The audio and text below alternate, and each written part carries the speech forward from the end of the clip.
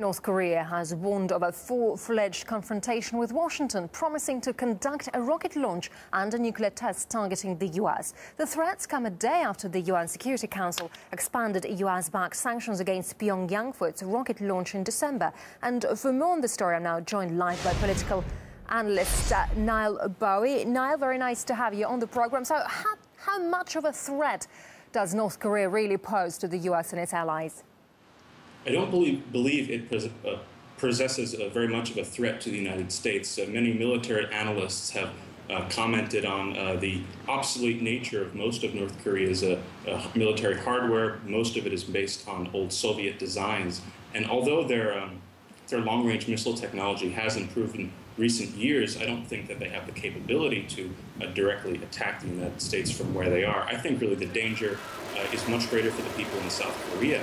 And I think we have to do our best in this situation to look at the world through North Korea's eyes. You know, during the Korean War, the United States killed about 4 million people and completely flattened North Korea. And if we look at the resolution that was passed yesterday, for example, I think they perceive this to be a message from the international community saying that you do not have the right to defend yourself. So I think this is part of the reason why they behave so belligerently. And as we see, and as you say, UN resolutions have resulted only in provoking North Korea to fight back. So why is the US keeping pressing for more measures then?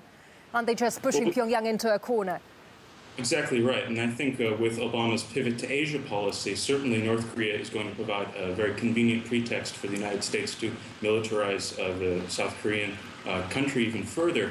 And I think, as well, we have to look at the position of Beijing on this issue. We know that the leadership transition, Xi Jinping is coming into power shortly, and I think that that government wants nothing but stability on the Korean peninsula. They don't want a refugee crisis on their borders or a military conflict, for that matter, on their borders. So I think if we look at the incoming Politburo Standing Committee, many of the people who are going to be in the Chinese government have had direct experience studying in North Korea, so one would hope that the incoming administration in Beijing will be able to convince the North Koreans to behave in a more coherent way.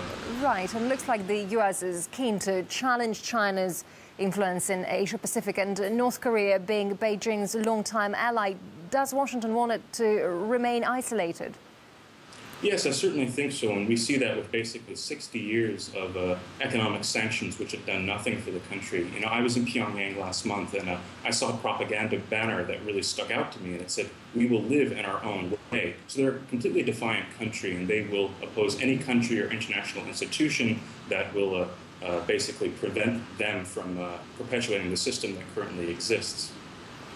Could the latest war words actually result in an actual incident, like violence, for example? Yeah, well, Pentagon documents have pointed out that if war broke out on the Korean Peninsula, over 1 million people would die in the first 24 hours. So I think as we have the new South Korean president, Park Geun-hye, coming into power in February, I think she really has a new precedent to engage North Korea.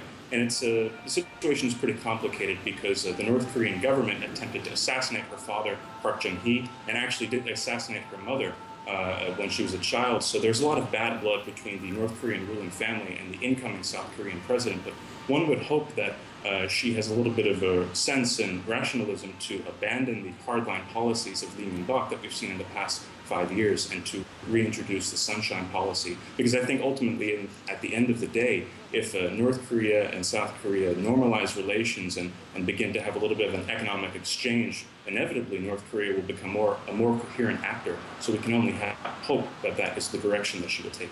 All right, political analyst Niall Bowie, thank you very much indeed for your time. Thank you so much.